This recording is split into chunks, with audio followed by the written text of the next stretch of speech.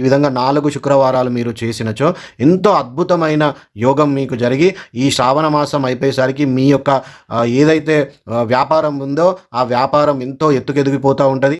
గురుదేవులైన నిఖిలేశ్వర్ మహారాజ్ గారి పాదపద్మములకు నమస్కరిస్తూ మనం ఏదైనా వ్యాపారం ప్రారంభిద్దామనుకొని దాన్ని ప్రారంభించాలని మనకు ఉన్నా కానీ అనుకూలతలు మనకు దొరకవు. సమయానికి ఏదో ఒక ఇబ్బంది అయితేనే ఉంటుంది. మనకు వ్యాపారం ప్రారంభమై బాధలు దూరమైపోవడానికి, వ్యాపారంలో అనుకూలత లేకుంటే అనుకూలత లభించడానికి, వ్యాపారంలో సఫలత లేకుంటే సాఫల్యం ప్రారంభమవడానికి, మనసుకు నచ్చిన కోరిన వ్యాపారం కాకుంటే మనోవాంఛితమైన వ్యాపారం లభిస్తుంది. మనకు దరిద్రంలో కొట్టుకుంటున్న మనకు ఆ దరిద్రం నిర్మూలమైపోతుంది. వ్యాపారంలో ప్రభుత్వ సంబంధమైన మనకు ఎటువంటి ఇబ్బందులు ఉన్నా కానీ ప్రభుత్వం నుండి వచ్చే డబ్బులు మనకు సకాలంలో అందుతాయి. అంటే ప్రభుత్వం తోటి వ్యాపారం చేసేవారు ఉంటారు. ఎలాగంటే ప్రభుత్వం సంబంధించిన రోడ్లు వేయడం, కన్స్ట్రక్షన్ చేయడం, ఇప్పుడు మనకు లేబర్ను పంపివ్వడం, ఇటువంటి బిజినెస్ చేసేవారు కూడా ఉంటారు. కాబట్టి అటువంటి ఇబ్బందులు ఇప్పుడు ఒక్కొక్కలకు 6 నెలలు సంవత్సరం అవుతుంది, మాకు జిహెచ్ఎంసీ నుంచి డబ్బులు రావట్లేదు, మస్తు మంది ఇబ్బంది పడుతూ ఉంటారు. అటువంటి ఇబ్బందులన్నీ ఏమీ రాకుండా మనము వ్యాపారంలో ముందుకు వెళ్ళడానికి, మనం ఇవాళ ఒక సీసీ రోడ్ వేసిన వాళ్ళం రేపు మనం హైవే రోడ్ వేసే అంత స్థాయికి ఎదిగిపోతాం.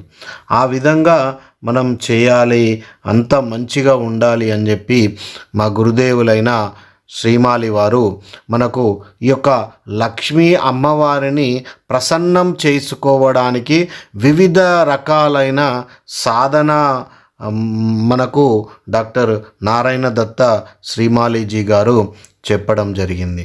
వారి అనుకరణలో భాగంగా మనం గురువుగారు మనకు ఎన్నో పుస్తక రూపంలో ఇంగ్లీష్లో, హిందీలో మస్తు పుస్తకాలు మనకు మా గురువుగారి ద్వారా మనకు లభించడం జరిగింది.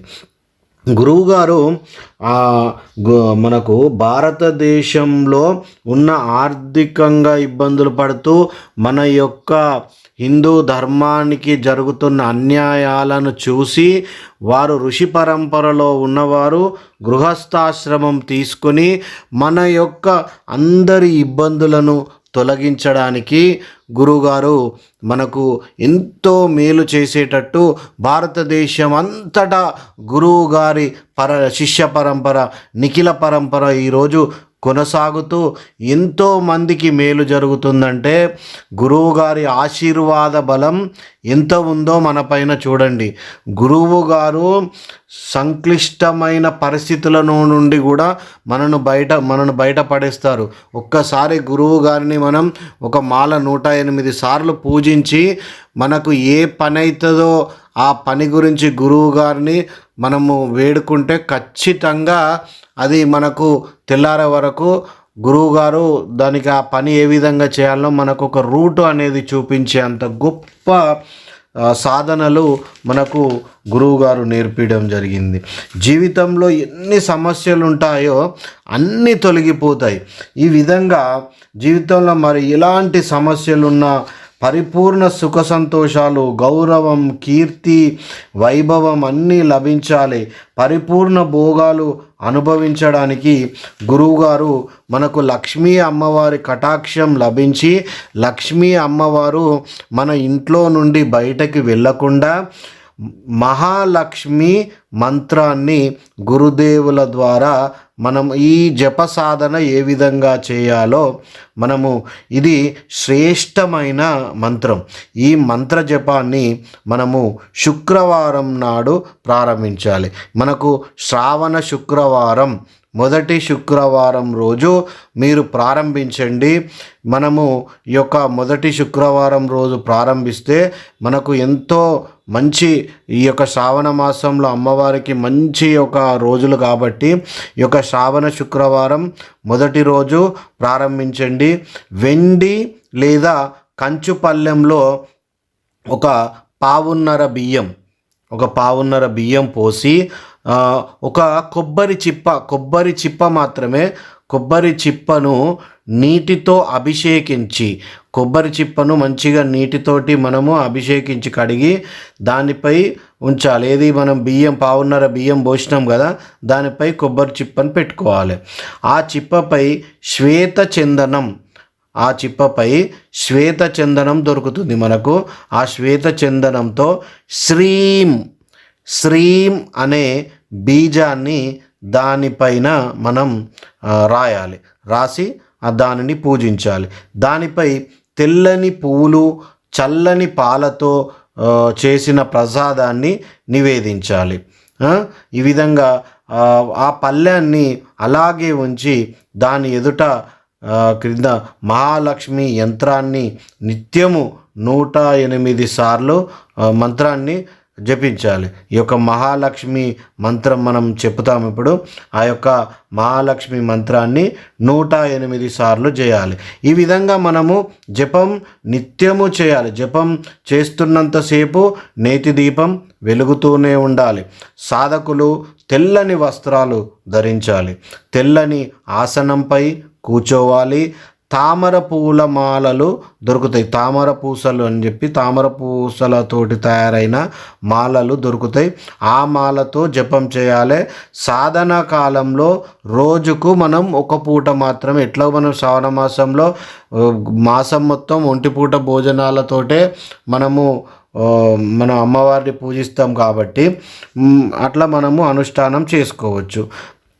ఈ మంత్రాన్ని అనుష్ఠాన రూపంలో జపించదలిచిన సాధకులు ఈ మహాలక్ష్మి మంత్రాన్ని 1250 మాలలు, అంటే 1,25,000 మంత్ర సంఖ్యను 40 రోజులలో, మనకు 40 రోజులన్నో 30 రోజులలో 25 రోజులలో మనం రోజుకు ఎంత సంఖ్య పెట్టుకొని 15 రోజులలో కూడా ఓడగొట్టచ్చు. మనం అమ్మవారి ఆ మంత్రాన్ని జపిస్తూ మేము 5 రోజులలో కూడా 1,25,000, 2 రోజులలో కూడా కొంతమంది ఓడగొడతారు.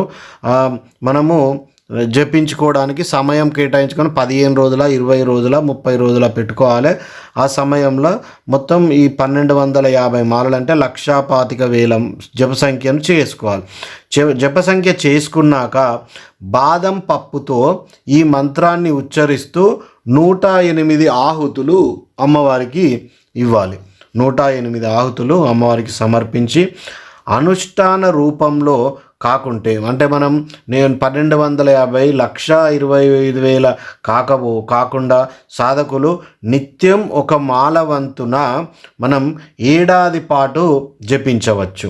ఈ విధంగా ఏడాది పాటు మనం నిత్యం రోజు జపించినట్టే జపించి ఏడాది పూర్తయ్యాక ఒక బ్రాహ్మణునికి భోజనం పెట్టి ఆ పళ్ళెం, బియ్యం, కొబ్బరి చిప్ప మొదలైనవన్నీ బ్రాహ్మణునికి దానంగా ఇవ్వాలి. మనము ఈ విధంగా కాకుండా మనము ఈ యొక్క 4 శుక్రవారాలలో మనం పూర్తి చేసుకుందామన్నా మనం పూర్తి చేసుకోవచ్చు.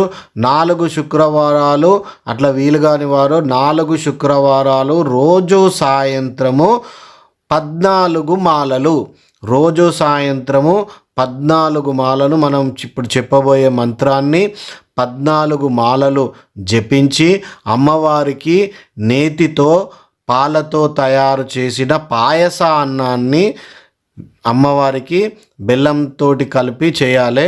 అమ్మవారికి నివేదన చేసి బెల్లం పానకాన్ని అదేవిధంగా ఈ యొక్క పాయసాన్నాన్ని అమ్మవారికి సమర్పించి పచ్చి పాలతోటి చేయాలి.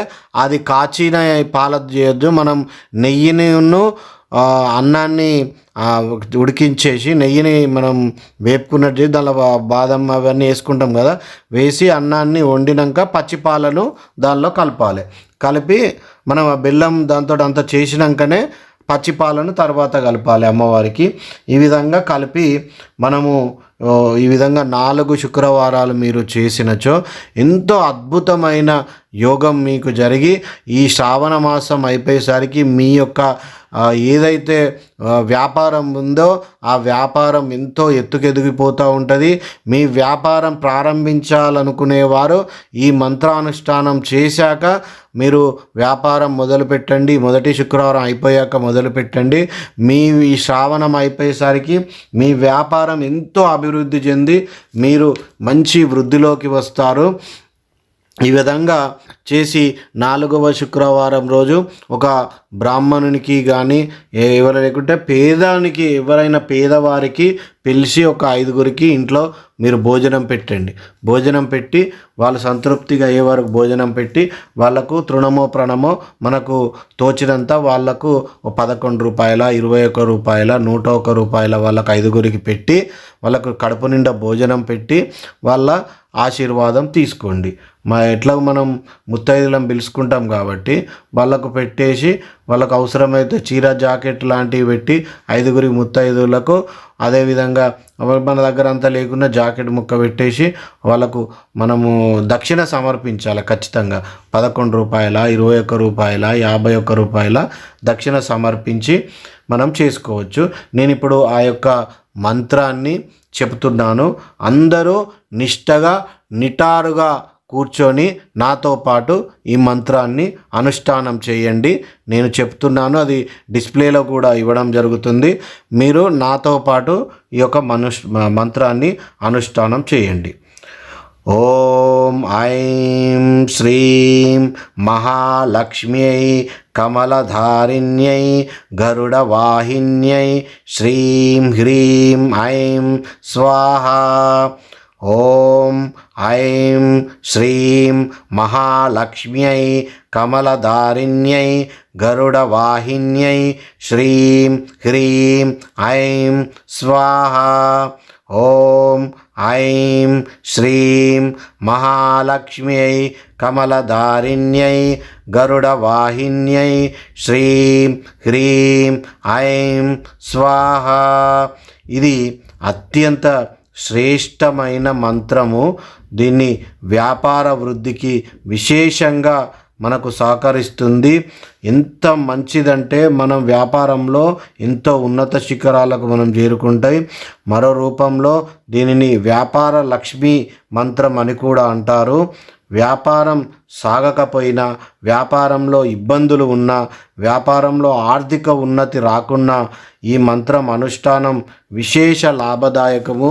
మా గురువు గారు ఇటువంటి మనకు ఎన్నో తెలియజేయడం జరిగింది.